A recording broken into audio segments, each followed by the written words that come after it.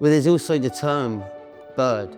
Means to, if you're doing a bird, it means you're doing a prison sentence. Yeah, so I got birded off, means you got like sentenced.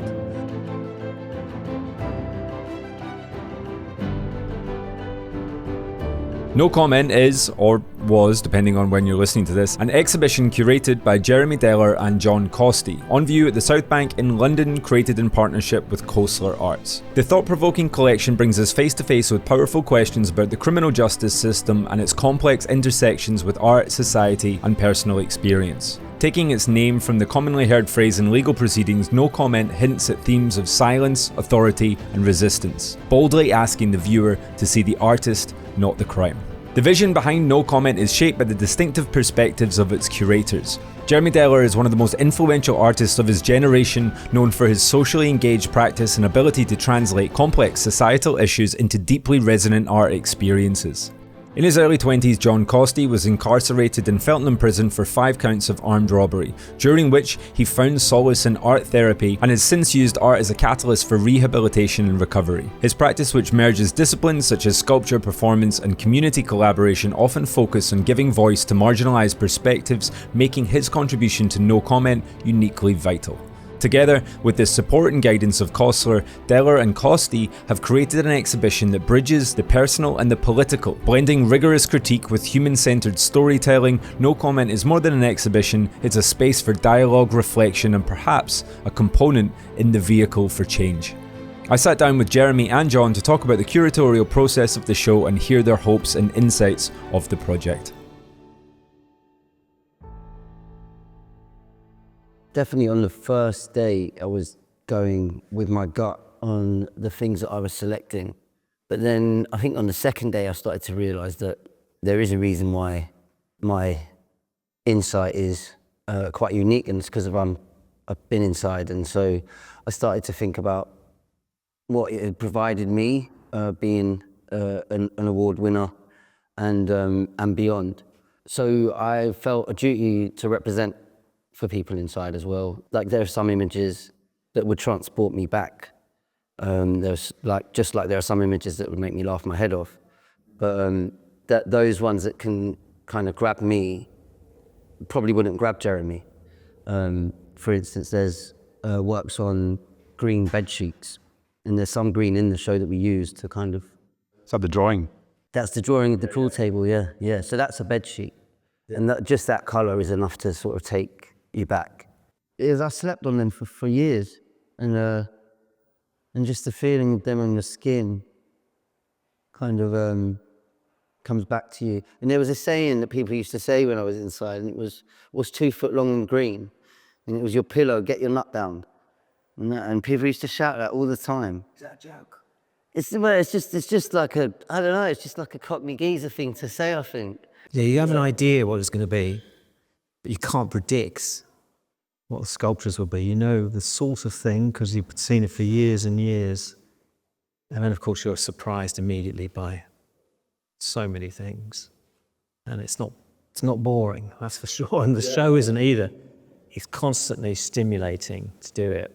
And John's right, you know, he knew all like the hidden codes and messages in a lot of the work that if you haven't been in prison, you wouldn't really understand. I think that the whole process has given me like absolute hindsight about that part of my life. So there's been a lot of coming and going in terms of revisiting and being transported back to that time in my life. In a really practical way, there's obviously got to be a lot of challenges of getting artwork from inmates and getting materials to them. How did that work, and what were some of the restrictions on that? It's an organisational masterpiece by Koestler. I mean, I don't know how they do it.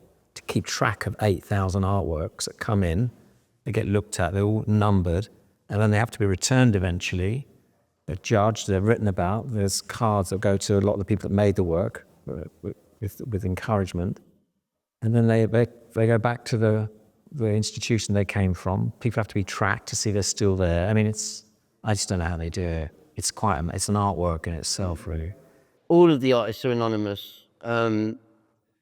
That's a Ministry of Justice call, but I think that if they weren't anonymous, it would be impossible to select things kind of intuitively and actually make it happen. Especially if you knew also maybe what they did. Yeah. And it becomes much more complicated. I mean, the public will find out and the press. So it's a complex ethical issue. Yeah, that's why it's called No Comment. And it's also like it's not about why people went to prison necessarily. It's about what they do when they're there and whether they sort of embark on a transformation or they get better at what led them there. And that's kind of what happens in prisons a lot of the time, is that you become a more efficient criminal or artist. Art was kind of came into your lives in different ways. Was art from the text that I've read, it wasn't part of your life until being inside? It was something that I always loved. It was something that I always did as a really small child. I wasn't really interested in like sports or computer games. I was always just drawing stuff. But it was also something that I lost, something that I didn't nourish, something that I didn't think was worth nourishing. And so I kind of convinced myself that it wasn't for me, or it just wasn't worth pursuing because of what would I get out of it. And I think that a lot of like working class artists kind of suffer that rhetoric from their mums or from whoever, like, but you're not going to get a job. And that is the truth for a lot of people.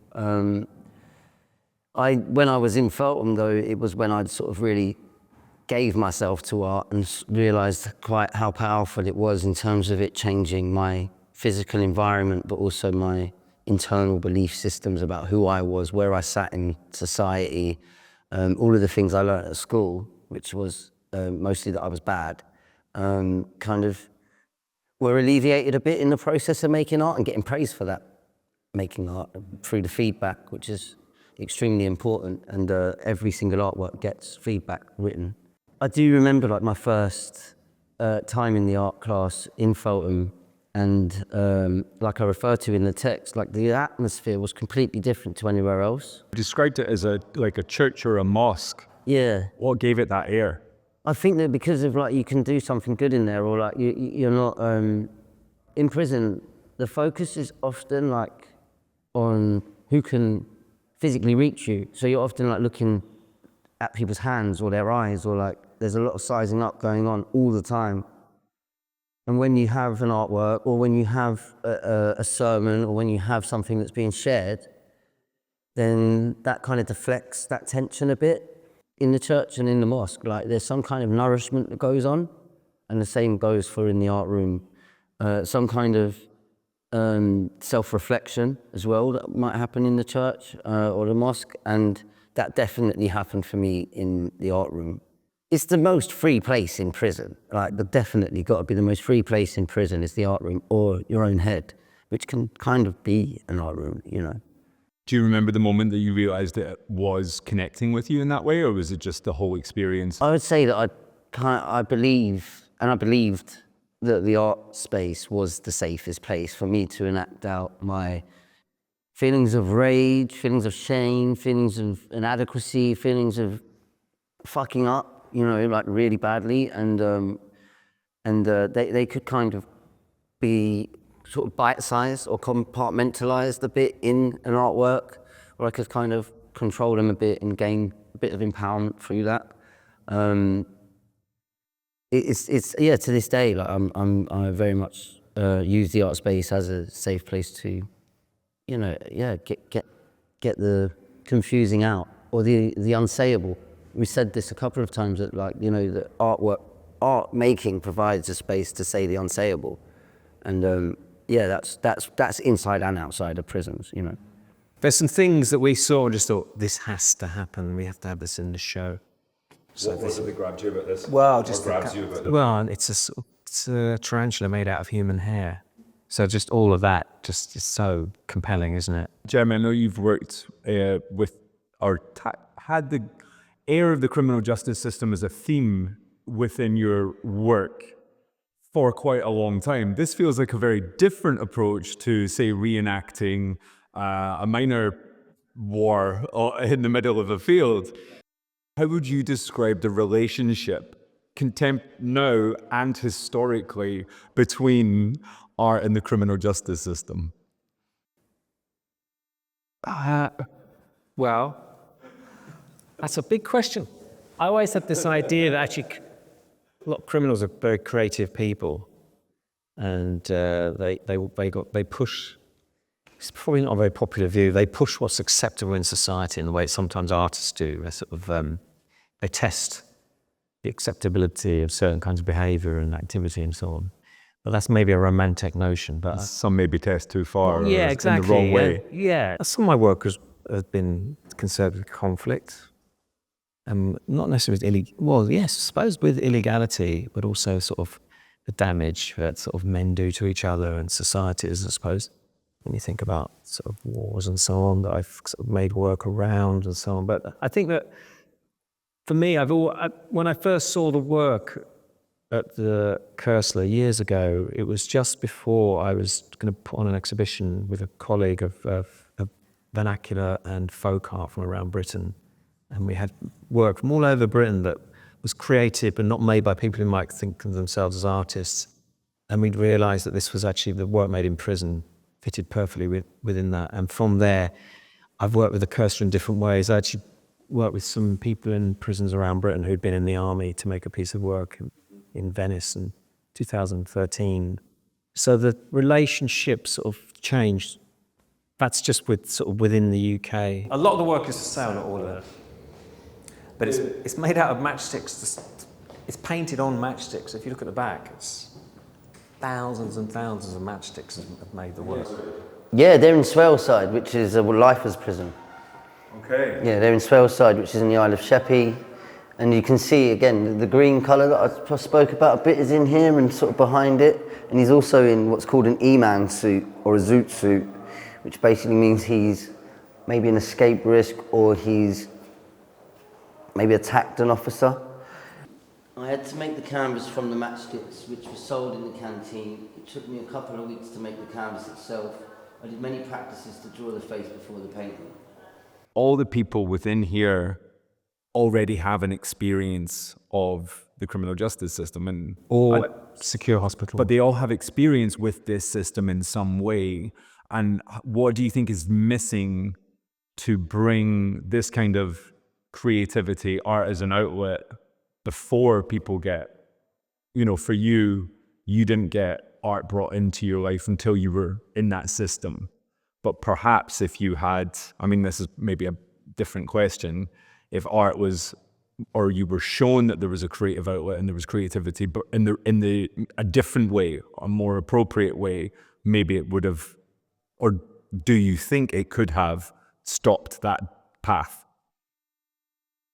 I think then it's another big question, and that in order for those beliefs, those core beliefs that art isn't for working class people to kind of change, you'd probably have to start building entirely new schools and new everything, because it's not a thing of accessibility even.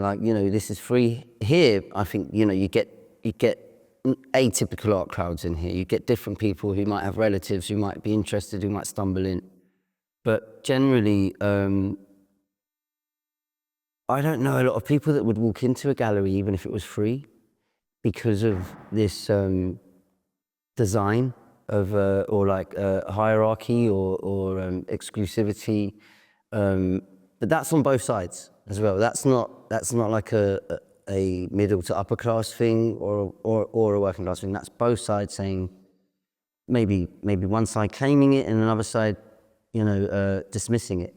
For me, getting into art has been a very long journey, and a lot of navigating and a lot of messing up and a lot of questioning my presence, what I'm doing here, and that's still pretty current. Talked about some of these barriers, for you trying to access art and accessibility. What do you think some of those barriers are that stop particularly young guys from feeling like art is a route that they could pursue? Well, I'd say that one of the first things that I noticed about being taught art in school was that everybody was dead. And so that wasn't a good start. And then I would say that for a lot of young guys and people, showing emotion is often frowned upon.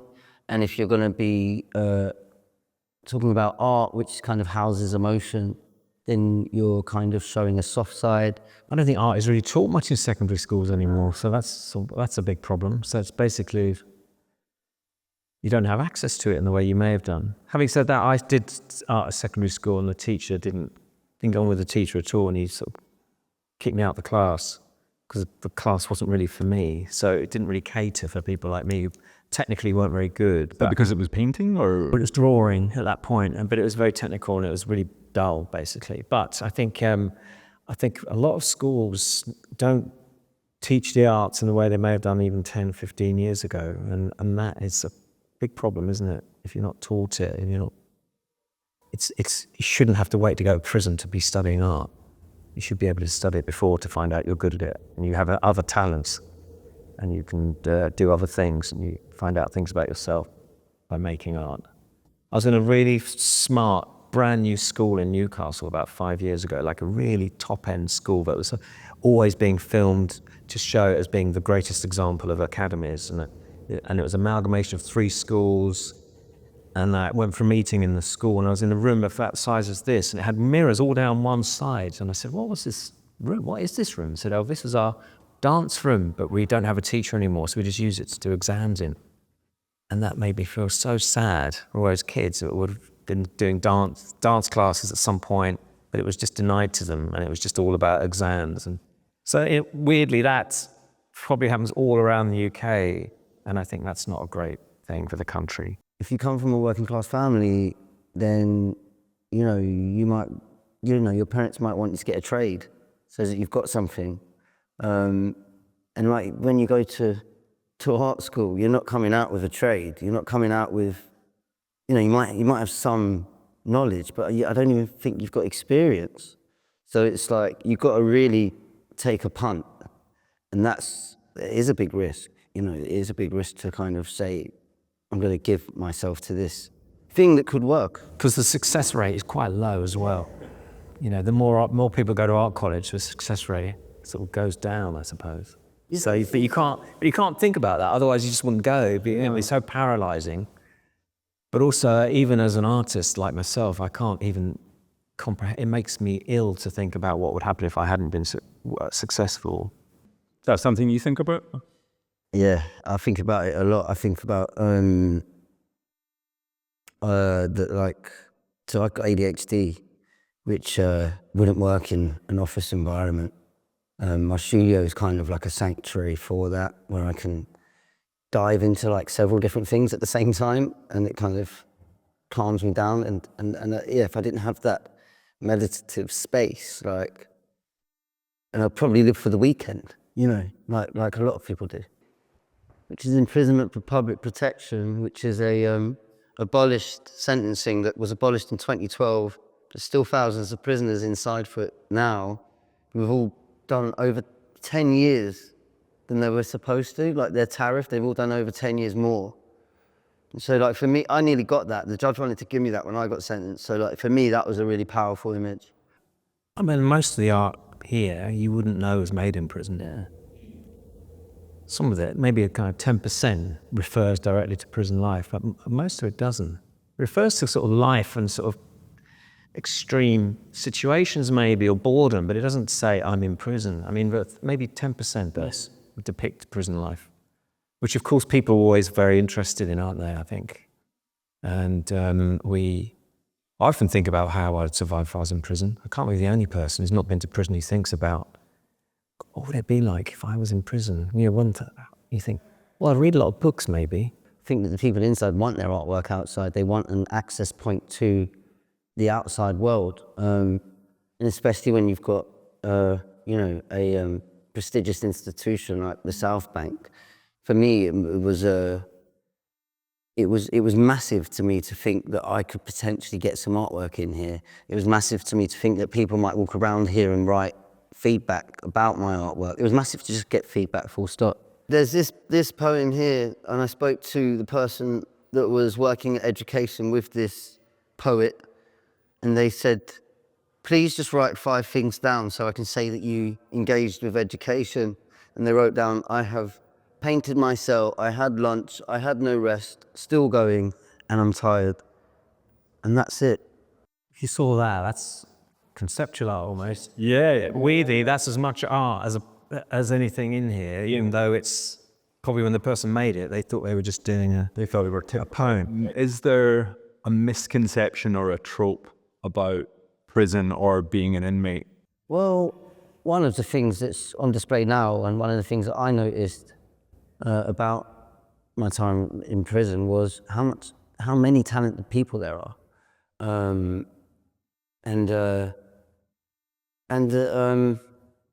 anyone can go to prison as well. Like pretty much anyone can go.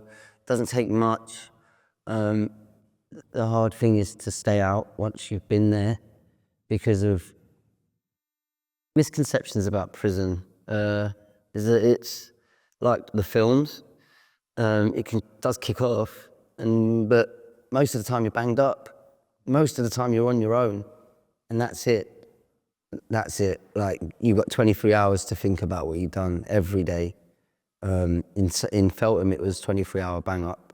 And inside, there's a lot of things that don't work, whether it's the right support, whether it's an app to see a doctor, whether it's rehabilitation.